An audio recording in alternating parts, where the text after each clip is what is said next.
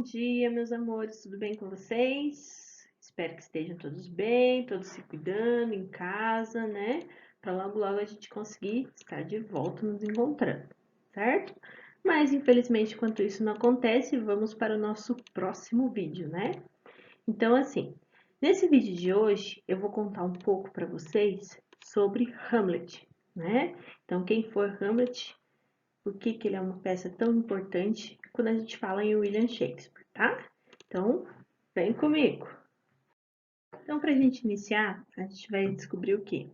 Que o Hamlet nada mais é do que uma peça teatral, né? Então, o seu autor foi William Shakespeare. O ano da sua escrita foi entre 1599 e 1601. Nessa obra, que é escrito aquela famosa frase que a gente tem, ser ou não ser, eis a questão, né? Então, essa obra ela ficou conhecida mundialmente, né? Essa frase ficou conhecida mundialmente com o homem olhando para o crânio nas mãos, né? Então, ser ou não ser, eis a questão, tá? Então, esse rapaz segura essa cabeça e ele troca ideias com essa cabeça como se eles estivessem pensando em cima dessa frase. Então, assim, agora eu vou falar para vocês um pouco das curiosidades que envolvem a peça, né, do Hamlet. Então, a primeira, a peça é a mais longa composta por Shakespeare, tá? Então, uma encenação comum, ela costuma durar entre 2 horas e meia, tá?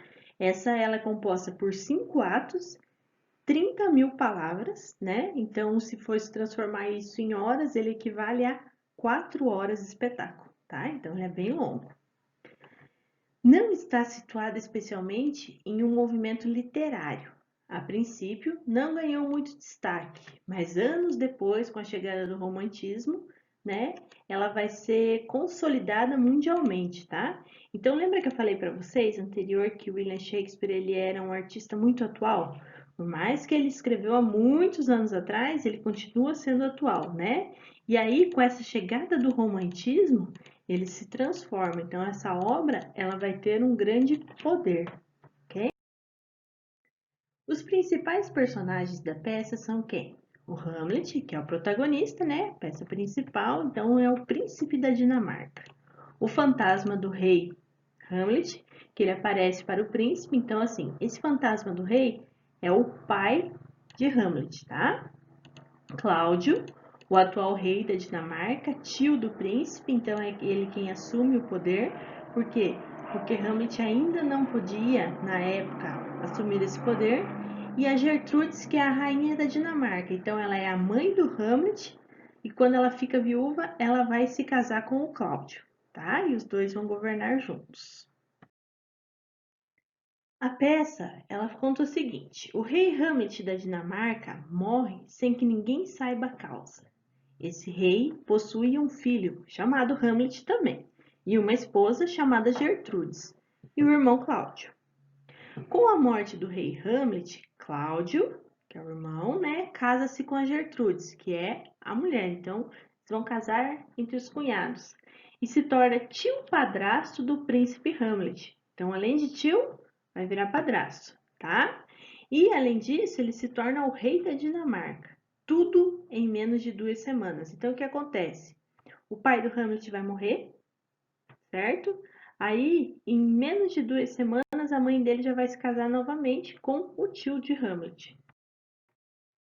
A cena começa com o oráculo, um amigo do príncipe vendo o fantasma do falecido rei pelo castelo. Então, vai ser visto. Corre para avisar Hamlet que na noite seguinte encontra o fantasma do pai. Então, esse fantasma caminhava pelo palácio e aí o Hamlet conseguiu encontrar seu pai. O fantasma diz ter sido assassinado por Cláudio e pede vingança. Quem que era o Cláudio? O irmão dele.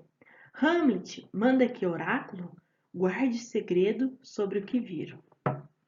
Em meio à aparente loucura de Hamlet, porque ele estava vendo seu pai, né? Cláudio pede a Polônio que comece a investigar o caso, acreditando que era devido à proibição do amor entre Ofélia e o príncipe.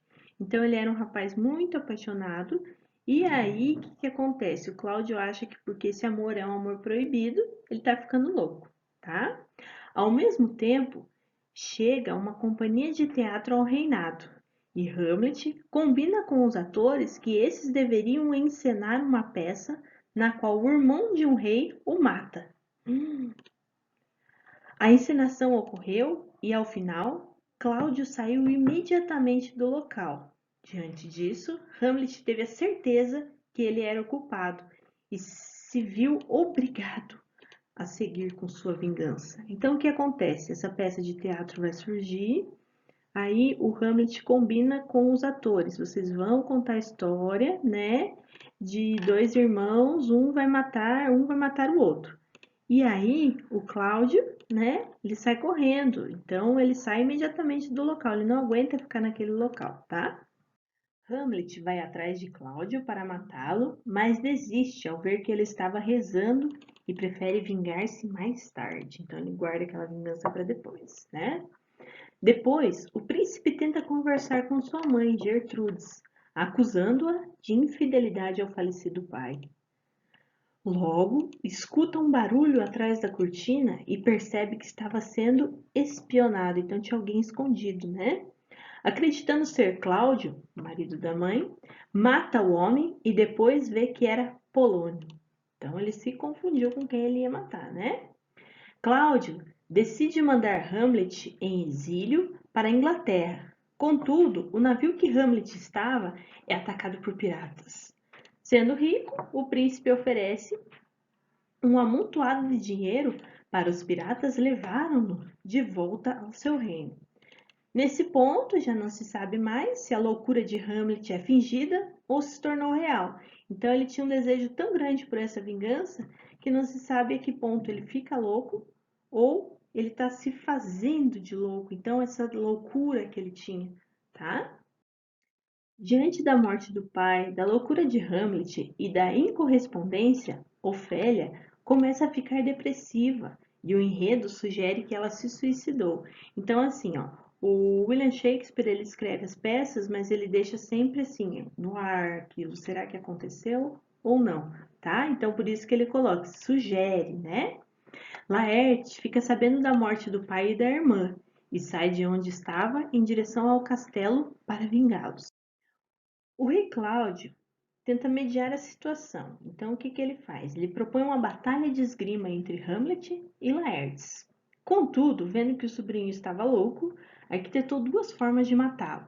Então, se não desse certo o plano A, tinha o plano B, tá? Primeiro, ele colocou o veneno na ponta da espada de Laertes. Se ferisse Hamlet, esse morreria em pouco tempo. Depois, colocou o veneno na taça de Hamlet e aí eles iriam fazer um brinde. Então ele queria matar de qualquer jeito, tá? Então, caso ele perdesse, então ele levaria esse golpe e morreria do veneno.